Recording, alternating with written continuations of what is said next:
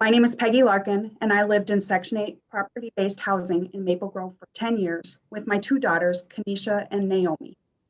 One way rent subsidies can work is they are attached to the building instead of the person.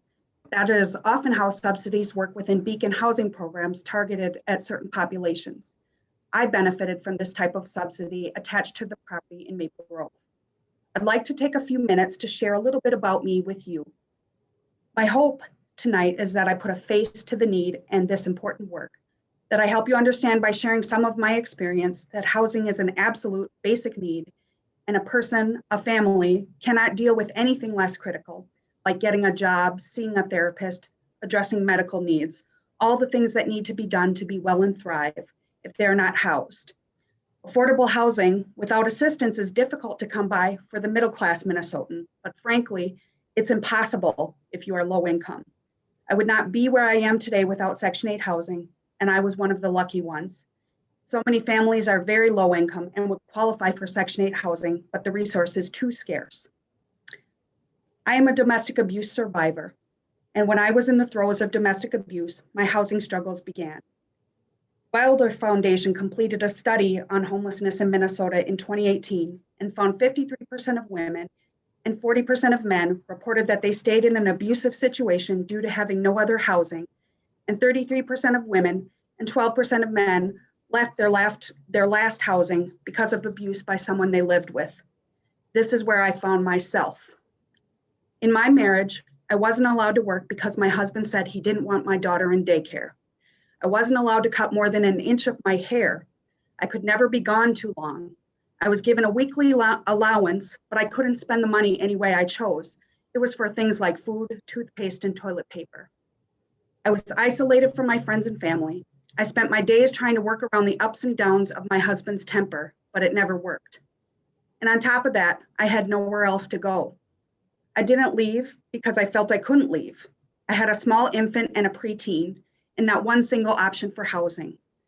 I managed to get on a waiting list in Richfield for a Section 8 voucher. It was the only list open at the time, and the wait was expected to be 7 years. I would be dead by then. I was afraid of dying, and I believed it would eventually come to that. I had bags packed and hidden in a closet. Bags had basic necessities, a change of clothes, and whatever small change I could hide away to leave with at any given moment. I even kept an extra set of car keys hidden in my shoes near the door. But we had nowhere to go. I had no job, no daycare. I didn't even have enough small change for gas. I was trapped. I've never felt so completely desperate, so helpless as a parent and person, and I was scared. The choices I was required to make were impossible choices. Would we sleep in a car? Would any friends let the three of us sleep on their floor? Would a shelter bed be available? How would we eat? How would I buy diapers? Would Child Protection come take my children because I couldn't provide anything for them? Would Child Protection come take my children if I stayed because I was in an abusive relationship and my children were being exposed? Then the day came when I was face to face with making the impossible choice to leave. We just had to. My husband had been particularly violent and he strangled me so I couldn't breathe. I thought I was going to die. I was able to get away and he was taken to jail, so I had a few days of peace. We left with nothing. Another sobering statistic from the Wilder study on homelessness, 30% of homeless women in 2018 were fleeing a domestic violence situation. And that was the situation I was in. We ended up in my parents' basement in one room, sleeping on an air mattress on the floor. And my parents gave me a strict timeline to be out. But I was one of the lucky ones. A friend lived at a Section 8 property-based townhome complex. She happened to know the waiting list was open and put in a good word for me. I called the property and got on the waiting list. A few weeks later, the property manager called me and said those on the list before me had not called back and he wanted to get the townhome rented quickly. I went to the property that day and was in a townhome in a couple weeks thereafter. My rent was 30% of my income, which was zero at the time, so I paid zero rent. I must stress to you, this was a stroke of luck, a blessing, a lifesaver for sure, but it is not what happens for most people. Maybe it was simply good timing, maybe implicit bias on the management's part, or maybe my white skin played a role in my luck. Whatever gave me the edge, it wasn't right, No matter how grateful I was for the opportunity for stable Section 8 housing, it's not an equitable way for a family to end up with housing. But that's just it. No matter how a person happens into Section 8 housing right now, it's not particularly equitable.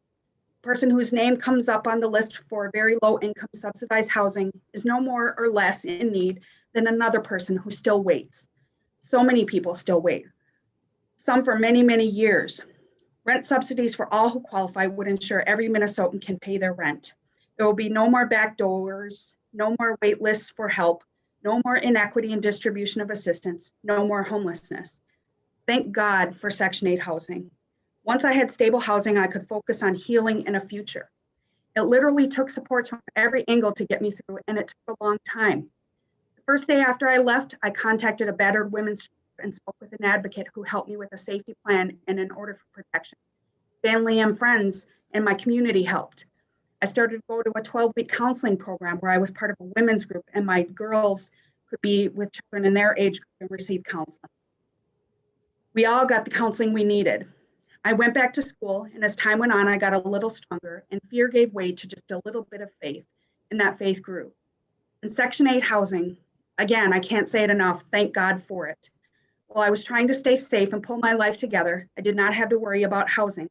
I was able to go to school without worrying about where my family would sleep. I got a 2-year degree and began working full time. My rent went up, but I was still low income. So my rent was still 30% of my income and affordable. I got my bachelor's degree and got a better paying job. My rent went up, but it was still affordable. I went on to law school, graduated, and now I'm a practicing attorney. I've since moved on from Section 8 housing, and someone else who was in a desperate time in need of a home lives in my old townhome. It took me 10 years to no longer qualify for Section 8 housing. I'd love to tell you that every person will claw their way out of poverty like I did. Many do. I know quite a few, and many won't. As a new attorney, I had the opportunity to work in a restorative court in Hennepin County that focused on housing first to reduce crime. While doing that work, I met so many that could have been me, or I could have been them, who spent their days searching for housing, who slept outside in tents, in shelters, in storage spaces, couch hopping. They often suffer from mental illness, a disability, or have other barriers to housing. They still deserve to be housed, and maybe they won't become an attorney, but they might get your food at the McDonald's drive-thru or work in a daycare or nursing home facility, many places where some of the lowest paid work. The point is, with a rent subsidy, they can work on those things that will make them their best self, just like I did. I called my old complex last night, and the waiting list is closed. The need is still so great. Please support rental subsidies to provide stable housing to all Minnesotans. My hope is my story of survival, beginning with finding stable housing, can become a personal story for all Minnesotans. Please support the Bring It Home Minnesota campaign. Thank you.